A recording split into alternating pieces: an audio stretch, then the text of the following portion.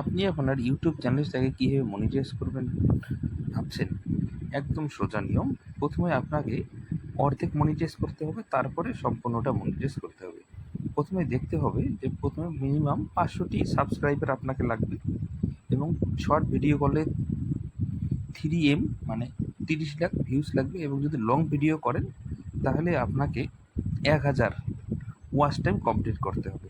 তারপরে আপনাকে YouTube half monetize দিবে।